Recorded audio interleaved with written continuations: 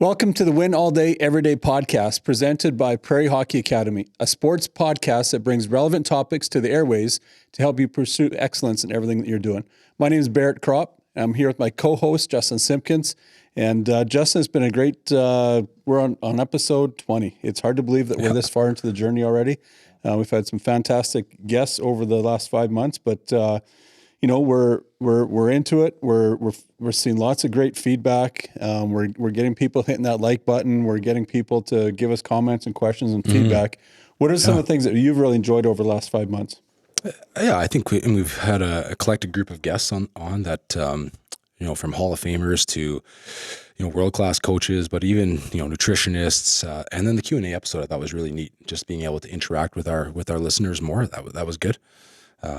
What I'm lacking a little bit is it's Christmas, Barrett. I mean, we've got a hocky helmet here. We need some Christmas lights and a little decor on this, but Christmas tree here, yeah, I think that's been fun. Just hearing. I think Ryan Hofer a couple weeks ago. I just keep reflecting on that episode and just this. For me, I've continued to take it into my professional world and just talk about, a fearless teammate, right, is a selfless one, right? Yeah. Or a selfless teammate is a fearless one. And just trying to help people understand how they apply that inside of their office space. I took so much from that episode. So that one's still really burning fresh in my mind, even though it was a couple weeks old. Yeah, that's great. And things on the hockey front have gone quite swimmingly well. The U15s went down to the States a few weeks ago and won themselves a banner to bring back and hang at Barkman Arena at a tournament in Wenatchee, Washington. That same weekend, the 17s and 18s headed over to Manitoba and came home with a bunch of wins. Yeah, 5-0, right? I think it was an 8-1 weekend for the Academy. It's pretty fantastic. Yeah. So things are really going well there. And just speaking of, sporting excellence, our guest today is he's captaining the ship of a program that's got all kinds of success as well. And so we're really excited to welcome on board the show today the athletic director of Briarcrest College with the Clippers athletic program, Stan Peters. He is a basketball legend in the sense that he's been an ACAC Coach of the Year, the CCA Coach of the Year, a Canada West Coach of the Year. Yeah. His journey through coaching at the college ranks has gone from Columbia, Trinity Western, Briarcrest, and along the way he's found success. And now he finds himself in an administrative role where his programs they're all in the playoff position for the first time ever in the history of the school. So Stan, welcome to the show. Let's talk about you. You don't have any buttons on your shirt here tonight, but that's because all your shirts have busted with pride that your senior teams find such great success. Yeah, well, thanks, fellas, for inviting me onto the show. And I've been privileged to see Prairie Hockey Academy start as an idea and build into something that's real, live, on the ground. And the cool part is it's changing lives. Right. It's changing lives, and you have teams that are competing and winning, and that's amazing to see something that starts as an idea and then actually comes to fruition. So, so kudos to you guys getting this podcast started. That's another really good thing because, I mean, the information that you guys are working on and dealing with, it's the stuff that I'm working on and dealing with. We're both trying to develop cultures that compete, and we're trying to build champions in life as well. Right. And I think where our teams at Briarcrest Athletics are right now is a coming together of the idea that you don't have to sacrifice the student athlete, you don't have to sacrifice a coach, you don't have to sacrifice academics. You can actually bring all those things together. One of the things that we worked on 4 years ago now is we reshaped our core focus in Briarcrest Athletics to state that we are going to use the pursuit of championships to develop disciples, to develop leaders of character, to inspire graduates, and to develop skills for sport and life. And the really important thing is that we're going to use the pursuit of championships to do those things. We're not going to use the student athlete to get a championship. Yeah. I mean, that's what happens probably at 98% of programs. Yeah. You know, they're passionate about winning. Well, and they're going to use any means they can to win. And but we're saying no. We're actually going to use the pursuit of championships to actually build into people. Yeah. And that starts with the coaching staff. And so, you know, early on when I got to Briarcrest, Justin and Shane Sowden introduced me to JP Nurbin. And JP's played a really important role with our coaches because in order for our program to establish our identity, our core focus, we needed coaches who weren't just focused on the technical side of things, but actually understood who they were as a coach on the inside, and where their identity was actually built from the inside out and not the outside in, because the outside in doesn't work. It just doesn't work anywhere. And so, as an athletic director, I needed a third party to work with my coaches, so that the coaches had a safe place to actually disclose some of the things that they're fearful about. Because, you know, like coaches at times don't want to tell me what's going on because it might affect they might think it might affect how I view them as a professional. But what I needed from JP and Nate was for our coaches to work through stuff at the same time as we're working to build a culture in the program. And so, you know, it's been fun. I mean, it's like anything that is complex. You can't bake it overnight. No. Like you need years. And you need years where you're working through success and failure, failure at the start, and then but using those opportunities, those failures as opportunity to, like, how do we grow through that? How do we mature through that? How do we come together, right? So I mean, so like for me, people go like, oh, look at your program. I go, yeah, let's turn like the reflection back onto where it needs to go. And I mean, our coaches have done a phenomenal job recruiting. To become a 5-year overnight success, you mean? Right. Yeah. Exactly. Yeah. And I mean, and within it, you know, like I look at, like we have one of our coaches has been around for 17 years. Yeah. Well, I mean, Nigel's built a phenomenal men's volleyball program. I mean, if you ever have the opportunity to go into his office, take a look at his computer, because he's built a pyramid of success. Like, you know, it's not John Wooden's pyramid of success, but he's sort of looked at that and was like, I need to establish, like, what are the baseline fundamental foundational things in our program? And then from there, what is the next layer? And then from there, like, that doesn't happen. He's surgical, right, in so many ways. And I remember meeting Nigel in, I think it was 2010, 2009 maybe, and just even seeing one of his Excel spreadsheets he built, because he was doing analytics for volleyball before it was a thing in sports. And just to watch, you know, he was always just looking for that next layer of advantage and details. So I've got somebody like that who's been at it 17 years. I mean, he is the number 2 ranked team in Canada right now. National champs?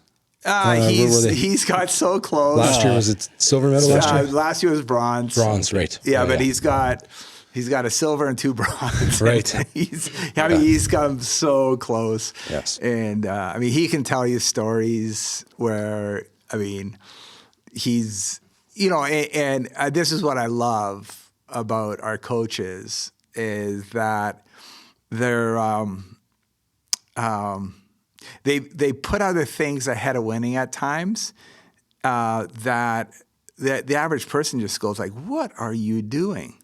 So he's in a national semifinal.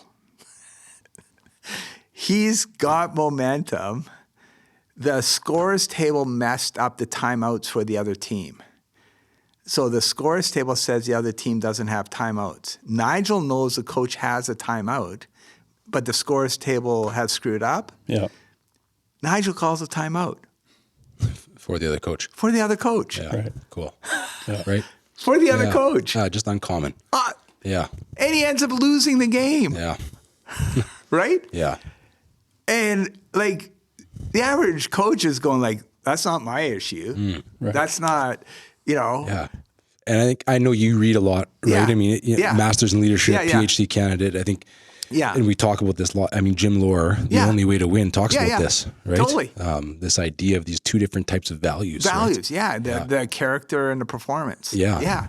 Absolutely. Well, here's a snippet for you. When I used to actually coach Nigel. Yeah. Okay. And this is Right. this might seem like a complete flip, but I've never coached volleyball. So how did I coach Nigel? Well, he was a college hockey player. Yeah. At Briarcrest, and I remember he's an Edmonton boy, and we were doing a summer hockey camp up there for Hockey Ministries International, and it was in between his first and second year of hockey.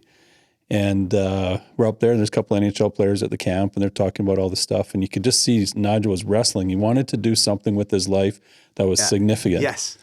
And we're just sitting in the hallway of this at King's College where the hockey camp was being hosted.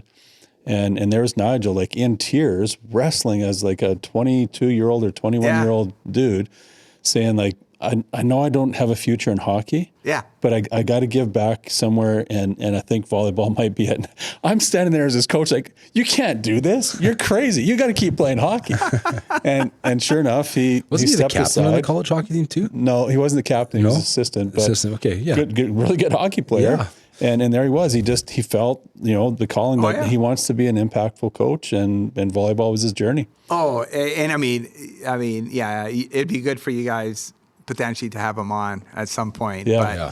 But that journey where like he came in, didn't know anything. Right. Right. So as a coach, it's actually created an advantage for him. Right. Because how he views a game isn't as a former player. Right. It's through totally fresh eyes. Yeah. And so anyways, so we're so fortunate as a program to have somebody like that. Right. Then I have, Anthony Skeppel, who's in his third year as a coach, as a head coach. And one of those was the COVID year. We didn't even play a game. Yeah. Right. Yeah.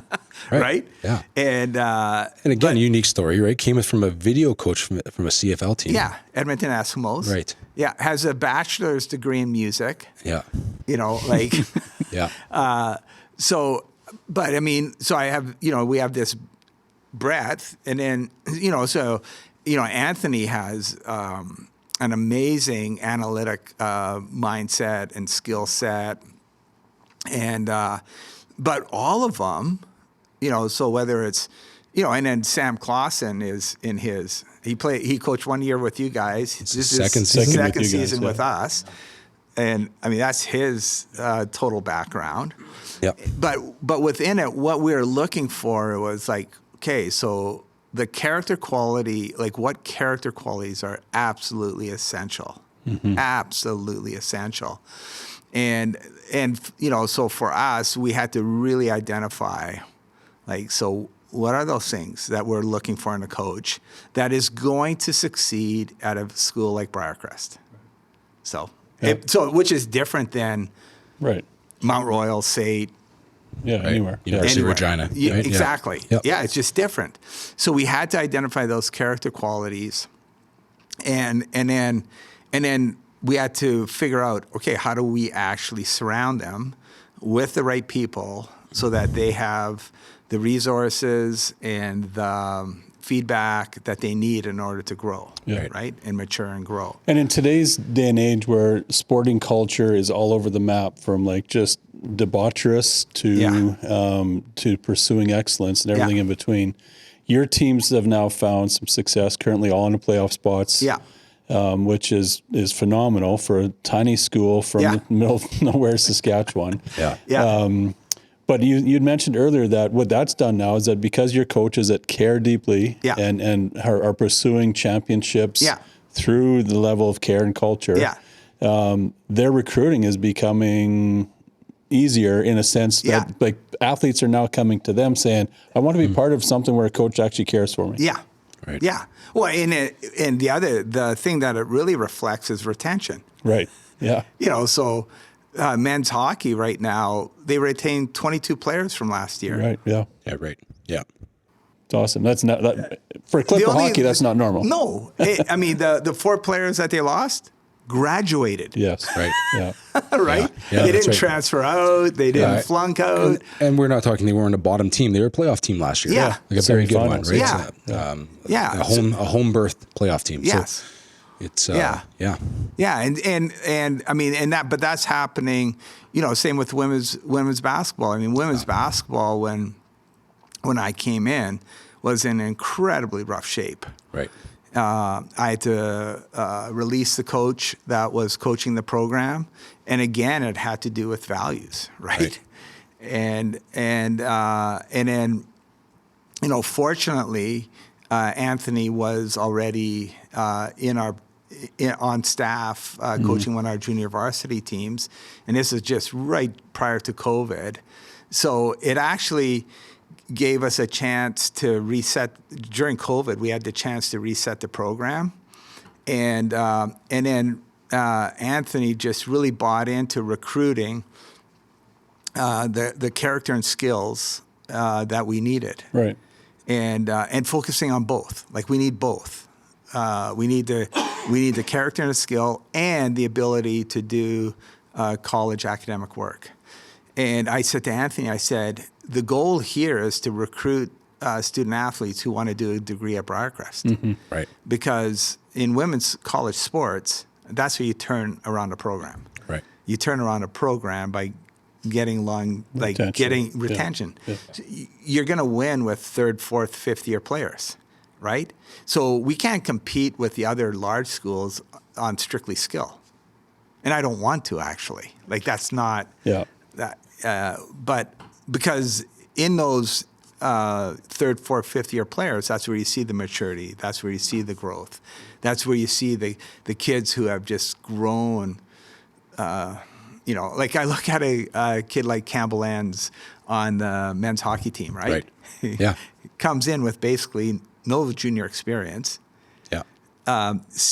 Looked at the opportunity in front of him, got serious in the weight room, got serious on his skills on the ice. The guy now is on the power play. He's on the penalty kill. Yeah, right. Like, he's just. But I mean, he's also got that character quality that we're after. Right. And it took a couple of years, right, for him to get to that. Like, I don't know what year of athlete he is this season. I think he's 3rd. I think it's a COVID. Okay. Yeah. Maybe. And I think we just had Ryan Hofer was on talking about his women's volleyball program to get there, right? And it's just it's not an overnight success. No. It's like, if you stay with it, you might be a 5th year and get on the court. Yeah. That might be what you get in this program. Yeah. But it works, right? Oh, yeah. And for those who dedicate and keep getting better every day and commit themselves, even without the playing time. Yeah. He says that's when we see some big success. These seniors come in and lead our teams and we win. Yeah. And we've, a lot of our previous 19 episodes, we've talked a lot about, minor sports. And, that's obviously some of the genesis of our program and whatnot. But, we're talking about sort of the end of career stuff. If you're looking at a long-term athlete development model, if we can put these foundations at the grassroots sports, and then as you get into college and pro, and you see these humble and like just really hungry athletes, I think that's the stories that we're able to tell now because of good foundations that are out there, right? And so using that as a bit of a segue in terms of the hungry and humble part of it, you're, Stan, a creator of the Humble Strong program. And I know Prairie Hockey Academy, a couple of times a month, we have you come in and deliver that program to our student athletes. You've delivered it all over the place, and just talk a bit about like the genesis on why and how did Humble Strong get created and birthed. In my coaching career, I was able to be mentored by an amazing coach. His name's Carl Hindrager, and I got to play for him as a student at Briarcrest, and the thing that I appreciated about Carl was his relationship first model. Mm-hmm. Like, he built relationships with every player on the team. And I mean, again, we're at a small school. We're in a different league at that point, but we won 4 provincial championships. We went to nationals 4 years in a row. We got to the semifinal twice. We lost both times, but my coaching philosophy was really formed there. Then after I finished at Briarcrest, I went to Trinity to do a phys ed degree. And I was done my eligibility, and I got to watch athletes in action. They used to coach. Mm-hmm. They used to play. They had a Canadian team, and they played out of Trinity. And a guy by the name of Arlie Nichols was coaching the team. So I actually planned my course schedule around their practice times so I could watch all their practices and just sort of see, like, okay, well, so then how do you coach at these are all former NCAA Division I players, and they're playing Division I schools and youth sports schools. So I got to watch and learn, and then I was able to get my feet wet at Columbia Bible College while I was a student at Trinity, because no eligibility, but I'm finishing my degree. And I got to start to work through, so what's really important. And so started really focusing on building relationships. This was coaching at Columbia, right? Yeah, coaching. Building relationships. My technical skills at that point are pretty raw, right? But I was just like, let's build a relationship. Let's figure out how to play hard. Let's So I was really effort orientated, and we had some success. And Columbia, by the time I finished my degree at Briarcrest, Columbia was actually hiring an athletic director and men's basketball coach, and but I finished second in that, and which isn't a bad thing, because that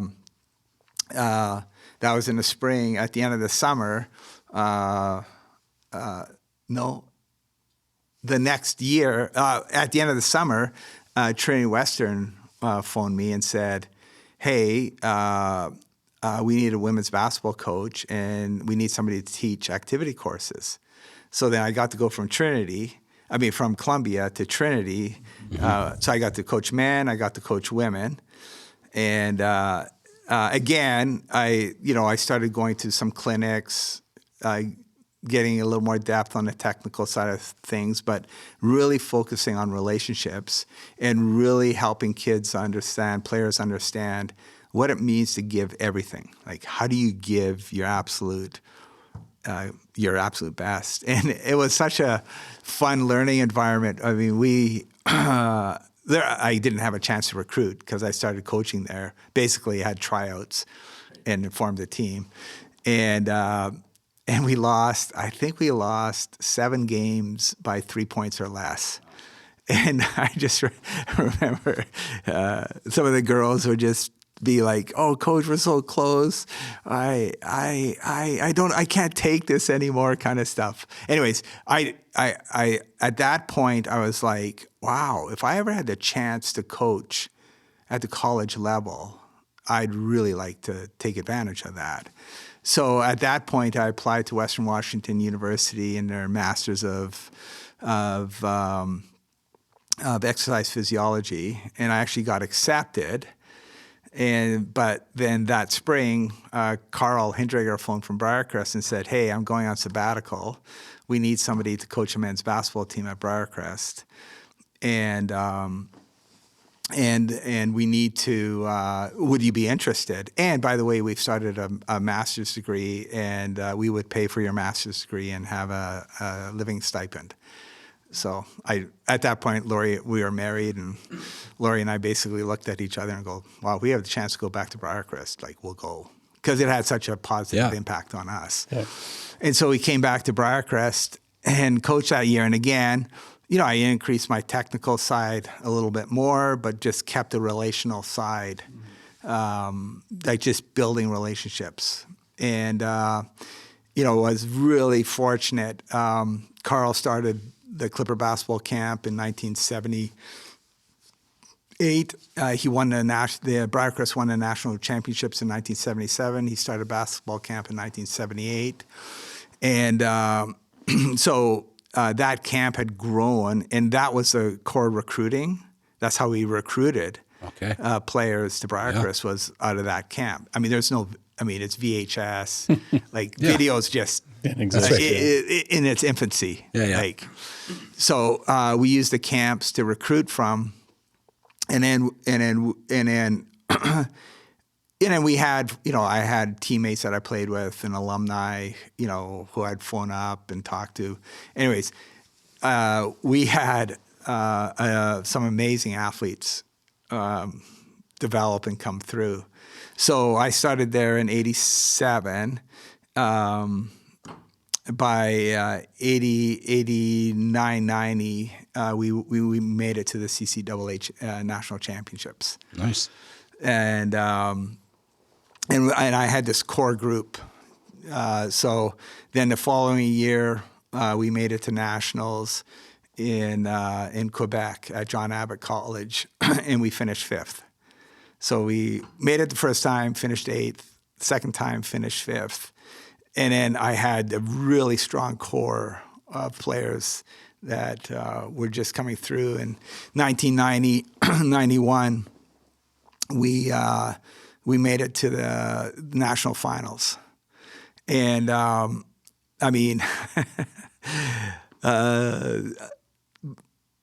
most of the players and myself have a hard time watching that final. I can see your vision there right now, right? We had, like, in the last minute, so many opportunities to win the game, but the ball didn't drop. And like in that time, it was just it was kind of just something that was natural, the building relationships, focusing on that. I mean, getting better on the technical. Mm-hmm. So, understanding what our talent level is, what systems would fit, adjusting systems to fit talent, but just focusing on relationships. And I mean, those teams, 91 second, we made it to 3 more national championships. So with that group of players, we went to 6 national championships. Wow. But it was we're a small school, but we're competing consistently. And there was that group, we were in a league that was really fragile in Saskatchewan. And so that group, that team is actually what allowed us to get into the ACAC. Okay. Because we were competing at such a level that we'd get invited to ACAC exhibition tournaments and games and stuff, and we'd compete and win. Mm-hmm. And so when the league that we were playing in, the Prairie Athletic Conference, folded, and we applied into the ACAC, we were a known quantity on the basketball side of things. So it really gave us a foothold there. At that point, so that's 95. So my last year coaching at Briarcrest was the first year in the ACAC. And that, again, we just built relationships, had kids who could play and who had committed themselves to the process. And our first year in the ACAC, we finished 13-7. and we missed playoffs. Oh, wow. There you go. Because they only had the top two from each, like would Division, make like South top and North, four yeah. would make playoffs, and we finished third. And it was like now if you had a 13-7 record, you're in playoffs for sure. Yeah. All right. So that's at that point. I was. I had another full-time job. I was actually the dean of the college at Briarcrest, and I'd started my doctoral program at University of San Diego. And my wife, and we had 3 young girls, and my wife said, "Oh, the bill's getting paid here. Come on, pal. Can you? Is there something you can give up?" Yeah. So I gave up coaching at that point, and then just focused on the academic part. But 2 years in, Trinity phoned and said, "Hey, we're moving into youth sport, or Canada CIS, West, yeah. CIAU at that Right, point." yeah. Right. But would you want to come coach a team? So I took a visit out there, and made the move to Trinity. And so, like from a professional standpoint, from a coaching standpoint, it's a move up. But from a professional standpoint, it didn't make a lot of sense. Because, I mean, anybody who's coaching at that level knows you're probably not going to keep doing doctoral work and coach at that level. Yeah. So I actually had to stop I basically had everything done but my final project. So I'm a DBA. ABD, all but dissertation. ABD, all but dissertation. Okay.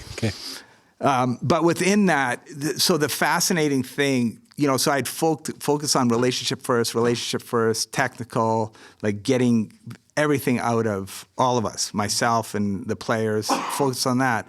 I get to Trinity, and all of a sudden, I don't know what happened. Like, I can't really tell you what happened, but all of a sudden I felt like I had to win. Mm-hmm. And I had to win quick. Right. And so then it was like, okay, I just got to recruit, and I got to go hard at trying to win. Yeah, the pressure changed. Yeah, pressure, yeah. Right? Yeah. And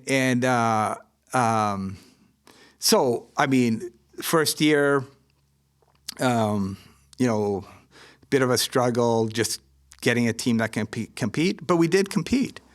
I remember our very first tournament. We go to the U of A preseason tournament, and our first game's against Laurentian, and they're the defending national champions, mm-hmm. And we beat them. First game. Second game, we're playing U of A, the Golden Bears, who had won like 2 or 3 out of the last 4 national Canada West, right? Yeah. Canada West and national championships. They had Greg DeVries on their team, and Greg was a phenomenal player. Anyways, and like U of A outsized us, out-talented us in every spot. And, we competed. We were within 10. So actually at the end of the game, I'm like, okay, I can look in the mirror. Everybody in the locker room can look in the mirror. We gave everything we had. We were going through the lineup. Their coach turns to me and goes, "Well, Peters, where was your God in this loss?" And I was like, "Well, if you want to talk theology, we can go. Let's go have coffee. We can go have a coffee." Yeah. But I think this is about basketball. Anyways, but like I just felt this pressure though to win, and I remember like just.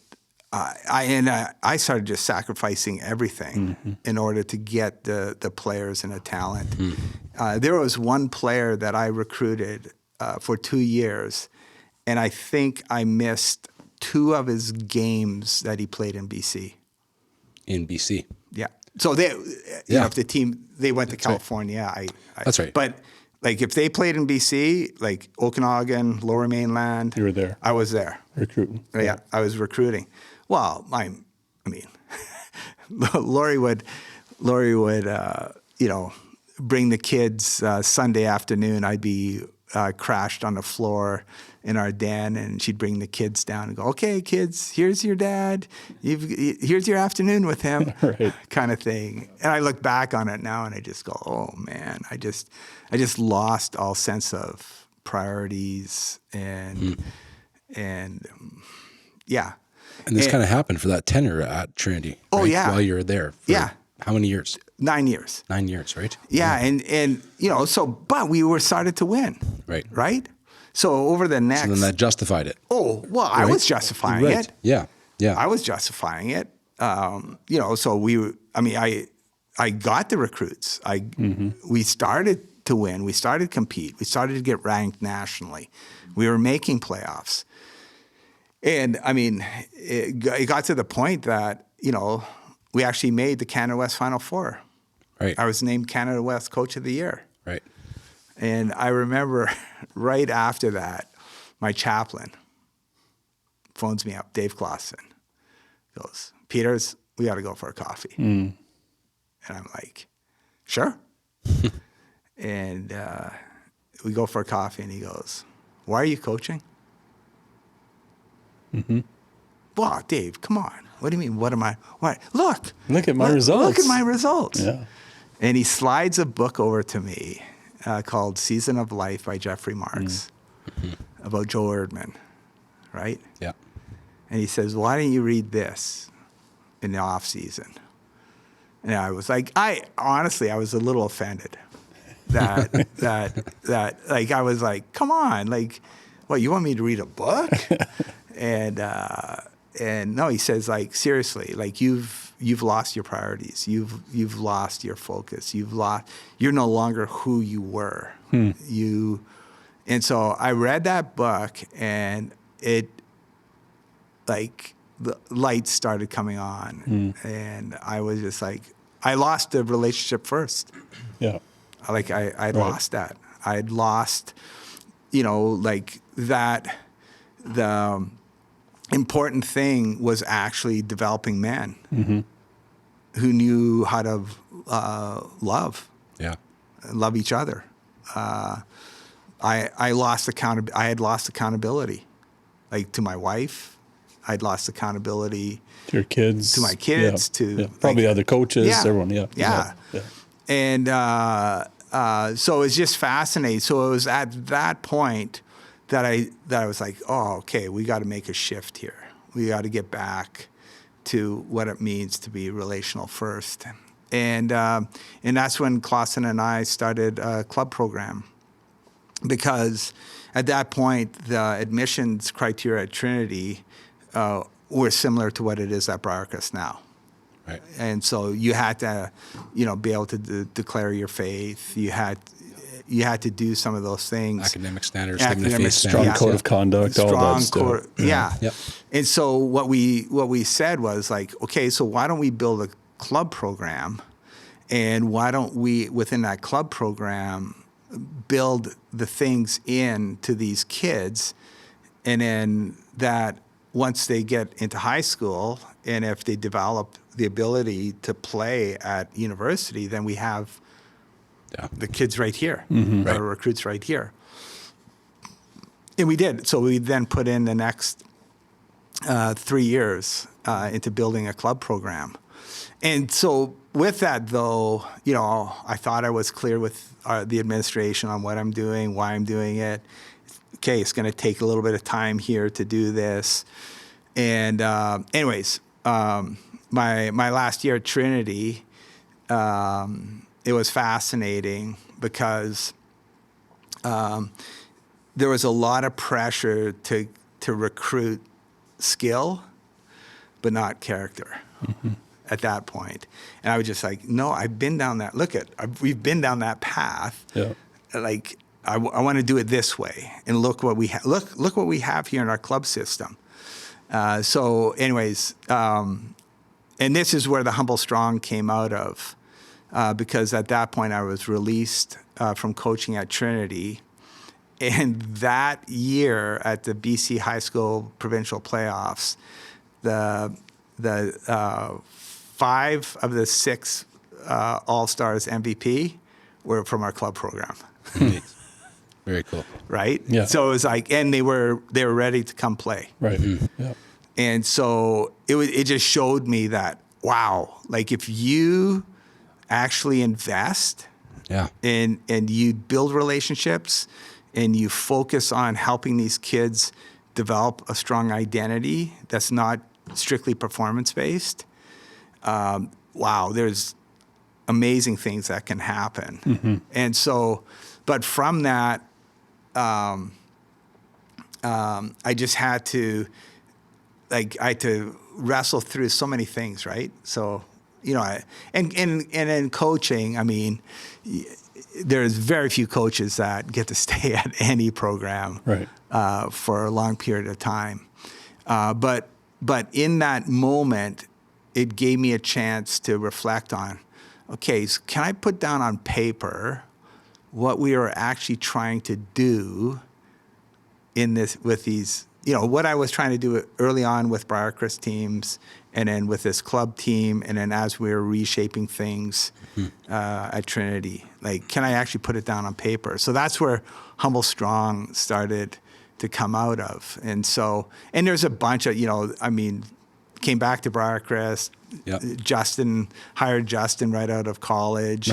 First job out of college right here. Yeah. Stan's my first boss. And great. we were able to bring in a guy by the name of Ernie Wooters, who had developed some really cool stuff with, he called it 7 Edge, Champions Win Championships. And it just really resonated. A lot of that stuff just really resonated. And then over the next, 5, 10 years, really started wrestling with, putting it down on paper. What does it actually look like to take somebody through a process of change? Mm-hmm. And with it, really started going like, in 3 words or less, can you describe an ideal leader? And so one of the guys who helped develop this, Kirby Court, and I we would debate constantly on it. And we finally came up with, we put words up on a board and finally narrowed it down to Humble Strong. And the reason we picked humility and strength was just looking at Scripture and looking at, the ultimate leader. Mm-hmm. If you look at Jesus, you're looking at somebody who had incredible humility. Talking about Christmas, somebody who humbled himself, came to earth as a human, and in his ministry, I mean, I didn't come here for the healthy; I came for the sick. Mm-hmm. Constantly serving, constantly seeking out. So that humility was really, but also incredibly strong. Right. Willing to stand up to the religious leaders. Yeah, resisting temptation. Yeah. Right, things yeah. And the strength came out of his relationship with his father. Yeah. Just this solid identity, which we talk lots about in here. Yeah. So, and then, I mean, there's lots of other people I can think of. Like if you go hockey, I go with Stevie Yzerman. Yeah. Like Humble Strong. Right. I mean, the guy's incredibly humble. He deflects, constantly deflecting. Yeah. But, oh man, like the core of that guy is just strong. Right. Like he has a purpose. He knows what he's about, and he's going to move in that direction, right? Yeah. And so that's what that came out of. And so, so we just came up and then just started looking at, okay, so how can we take this and then help young players to business people grow and improve the culture in their businesses. And so that's how it evolved and came out of. But so, it's birthed out of experience, birthed out of pain, lots of birthed out of some success, but it's just like, but then for me, it just getting it down on paper was like just a really, a healing process for me. Yeah. Well, thanks for being transparent and sharing that journey. I mean, it's, I think even as our listeners are out there, either watching it on YouTube or listening on Spotify, I think that everyone's got something that is going to resonate in your story, right? Yeah. Of finding some success and then making some of those sacrifices. And I know I've talked to a plethora of dads that are just like, and myself included, man, I wish I could have those years back when my kids were young and I was, just chasing after, the wins and all that other stuff. And in business world, it's like, just chasing that next contract, chasing that next deal, whatever it is. And family and priorities take a back seat, right? So I really appreciate you sharing that part of your journey and really, how it comes to the core of Humble Strong. Yeah. Give our listeners just 3 quick, maybe, takeaways in terms of who you're delivering this to and where they can maybe get some more information. Yeah. I mean, right now, being the athletic director, I'm constantly using the material with our coaches and programs, like not in a formal sense, but it's always like what's guiding me in our conversations. Right. Yeah. Formally, I'm delivering the material with PHA, with the 4 teams there. And then I have worked with, as I've had time, like right now as AD, I don't have much extra time, but I've worked with individuals and businesses, just doing some consulting with them, helping them identifying their blind spots, understanding what they need to acknowledge, and then how do you move from unaware to aware? How do you move from less competent to more competent? And then how do you develop the resiliency to keep learning? Right? Yeah, to be that lifelong learner. For sure. Yeah. And so there's lots of material there, but I think the thing that excites me the most with working with PHA is you guys have brought in a number of experts to work with the players in a number of areas. And so what I've been able to just to hone in on is the character side of leadership. Yeah. And to me, with young players, that's the absolute bedrock foundational stuff. So well, explain that a little bit too. I mean, right before we even went on air, we were talking a little bit about, waiver transfer window in NCAA and U Sport or CIS, I guess U Sport now. Yeah. And just how there's plethora of skill out there that's available right now. And character makes a difference. Yeah. But for some of our listeners, maybe they're a mom or a dad, a young athlete, a coach, maybe struggling with an individual, an adolescent or something where they feel like maybe they're lacking character and they're like, man, were they just born this way? Right? Because can you develop character? Can you not develop character? Right? Yeah. And I think that's just one of the pillars of Humble Strong. So maybe talk through that. Yeah. So, I mean, that's one of the foundational things is we talk about the pillar of character as a skill. And it's here. I'm not born with a work ethic. Right. I'm actually quite lazy. And but the importance of understanding that is that I can change who I am. Right. I can, like on the character side, right? I can go like, well, actually, and within characters of skill, the number one character skill is taking responsibility. Right. Mm-hmm. Yeah. Right. And so with the players, I'm constantly talking about the mirror window test. Am I going to take responsibility? I'm going to look in the mirror, or am I going to look out the window and I'm going to point at whoever I can blame? Yeah. And so I said, taking responsibility means no excuses. Yeah. You don't blame, you don't complain, and you don't defend. Yeah. Mm-hmm. You look in the mirror. And you take it. And fascinating part for our listeners too. I mean, Stan and I, as you mentioned, right, it was you were my first boss out of college, and so we've gone back a number of years. And this comes out of Jim Collins' Good to Great, this 5 tests of a leader. And and I think in their research, 70% of people, 70% of individuals, 70% of leaders 70% of organizations, Yeah. it was this whole plethora of research they did Yeah. fail Yeah. at that spot right there. Yeah. And it's, anyway, so it's, Yeah. but the great part is that even when you do fail, Oh. right, it's like mistakes is how we learn. Exactly. And so, you looked out the window on that one, you blamed, Yeah. right? But now are we going to take responsibility? And Yeah. again, we come back to that loop, right? We talked about. And am I going to look in the mirror? And looking in the mirror could mean asking for help. Yeah, that's right. Because the next step in character development is doing productive things. Do I need help? Will I ask for help? Yeah. Within that, do I understand what I have control over? And just the basics, my attitude, my effort, how I treat my teammates, and then my gratefulness, how grateful am I? Yeah. Can I be grateful for everything I experience? Yeah.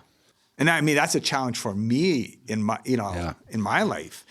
And so what are those controllables that I can actually, so it's one thing to look in the mirror and not have control over playing time.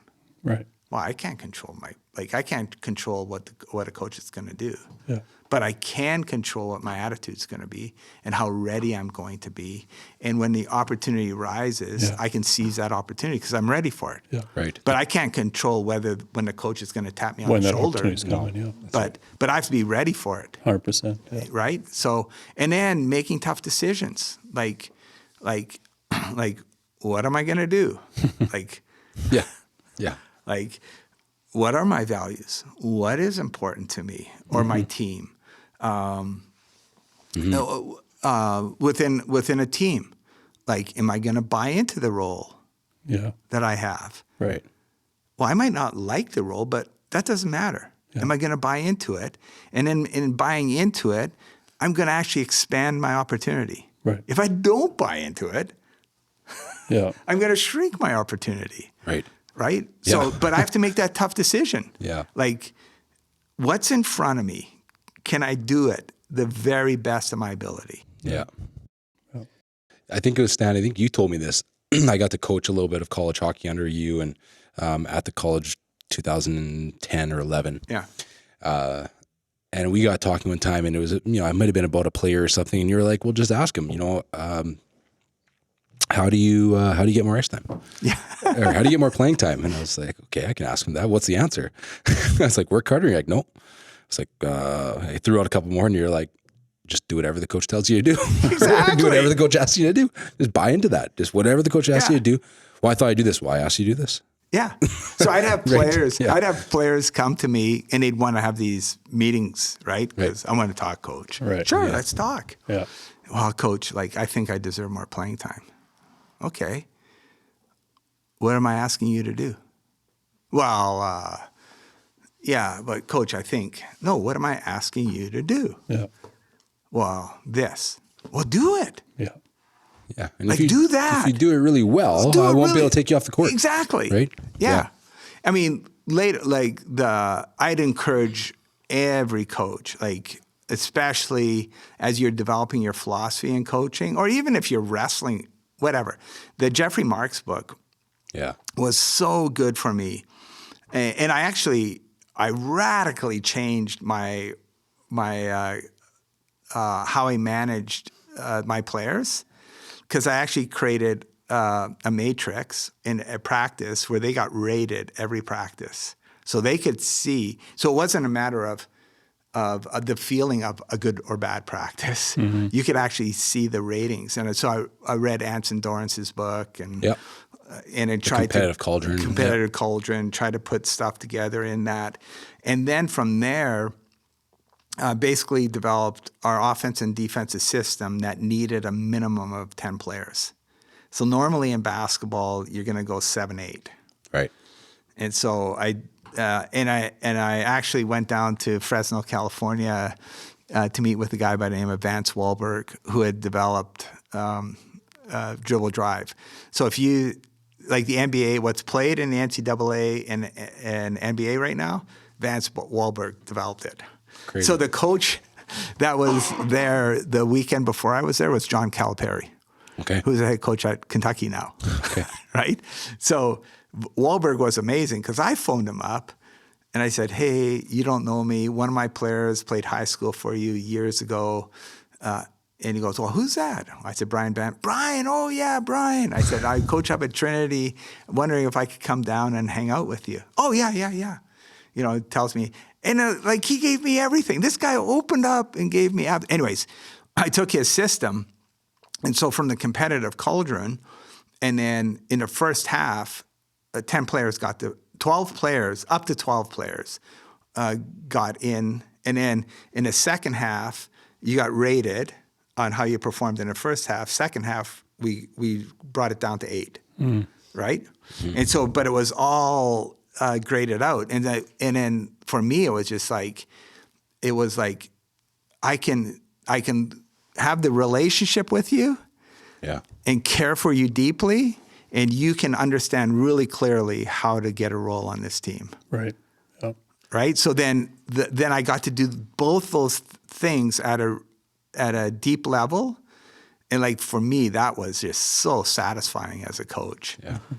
And now as a director, I think, you know, you've come full circle a little bit where you're coming to Briarcrest and just being handed the reins from Carl Hindrager, a coach you looked up to, focusing on those relationships to, you know, you started your conversation. It's year 5 now as in this stint as the athletic director. You know, 4 years ago, you and your team of coaches really went through a process of changing your focus and using the pursuit of championships to develop, right? All these characteristics and that you're looking for in individuals and having great success. And I think what I got out of that is, you know, having a really high standards of expectations of excellence and work ethic and everything, while at the same time having really high standards of relationships. And it's fascinating when those two things work out together, right? It makes sense. And it takes like, not all institutions. It doesn't work at all institutions, right?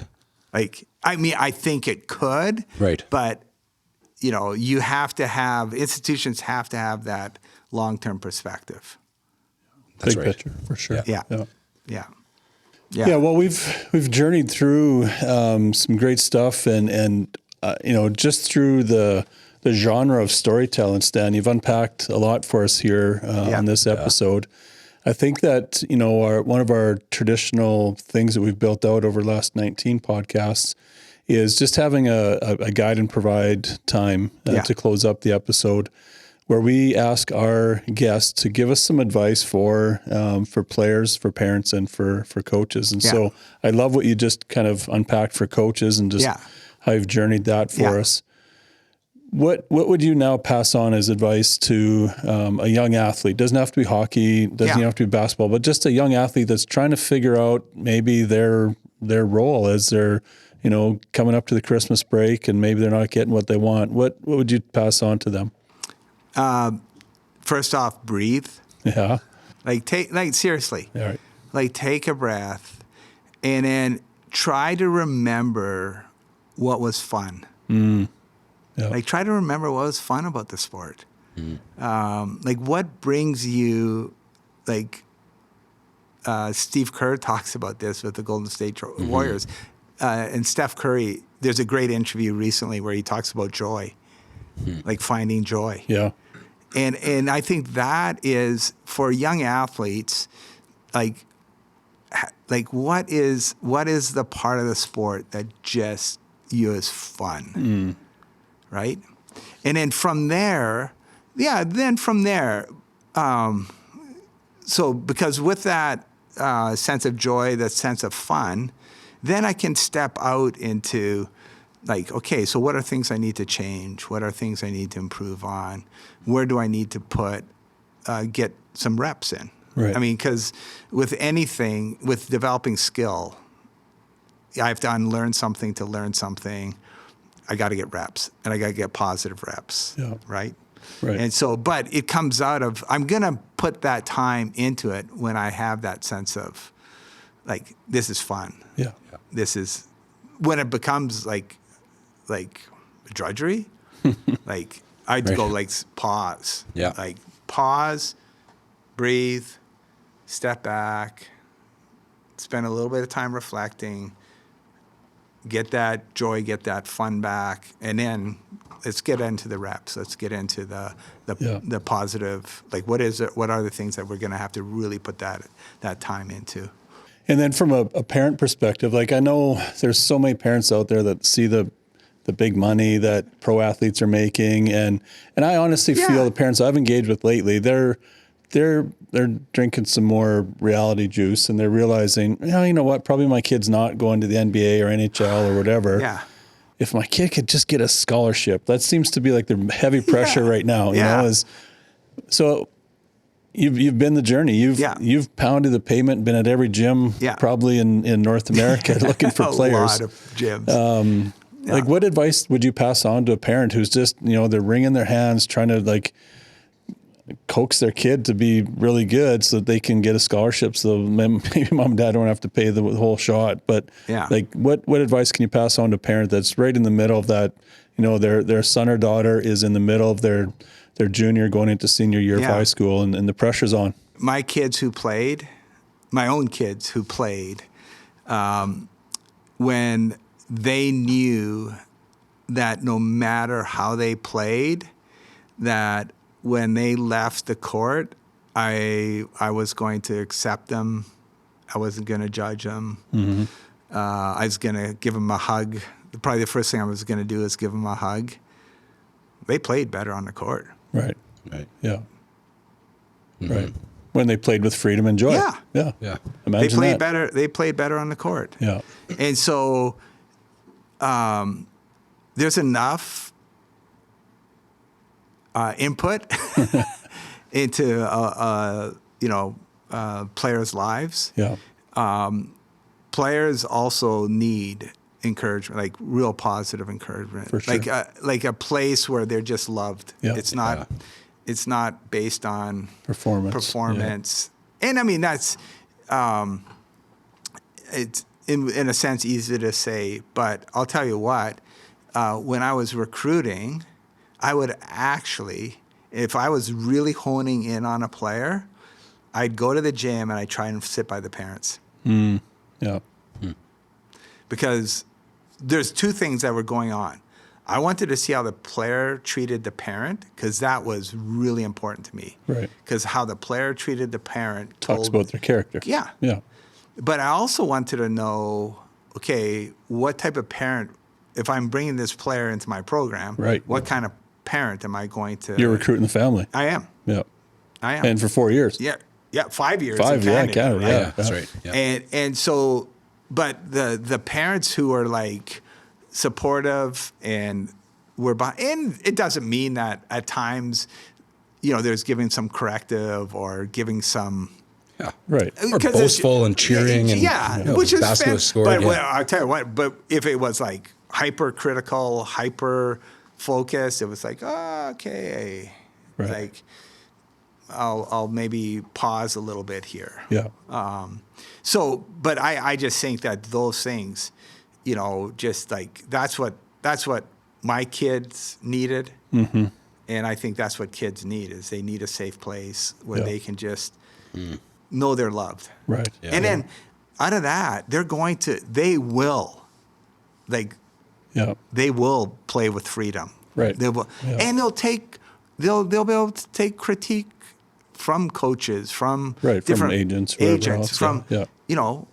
and then they'll be able to come back and you'll be able to talk about it and share about it. And I mean, I just think, and then long term, you're setting the foundation for A great great human long term being. relationships. Yeah, for sure. So.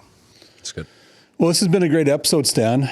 Again, I really appreciate the storytelling and being really transparent, like not sort of being like, oh yeah, well, I'm coach of the year, I'm in the Hall of Fame, I'm all this in a bag of chips. You've come right in and you've settled in and just said, you know what, my coaching journey has been up and down. Yeah. And no different than, a marriage has been up and down with people that are listening, with businesses that have been up and down, or just even their social life. And you're just thinking, well, maybe I'm I'm a disaster of a human being. But you've come around and you've created a really good redemptive story for us here today. And I really appreciate that and just how you've been transparent with it to come through and, using now this tool of Humble Strong. If our listeners out there are interested, we'll put the link in our podcast so that they can, get information on maybe they want to bring in for their business and have you come in and consult on it, or, there's just different material. We've even at, down to Avonlea, down to Gravelburg, we've taken it with PHA this year to minor hockey days. And we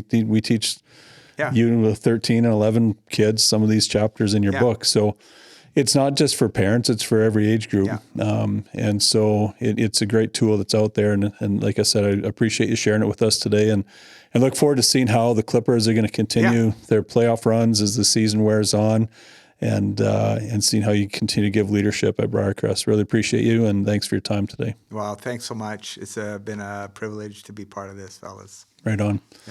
And to our listeners out there, this is our 20th episode. That means you got 20 chances to give it a like button. Smash that like button. Give us, share with your friends and family on whatever social media feed you've got out there. We're just a couple of humble dudes sitting around a table just talking sports and trying to find levels of excellence that we can share with you. We appreciate your feedback and questions. We want to maybe address some more of your questions in coming episodes.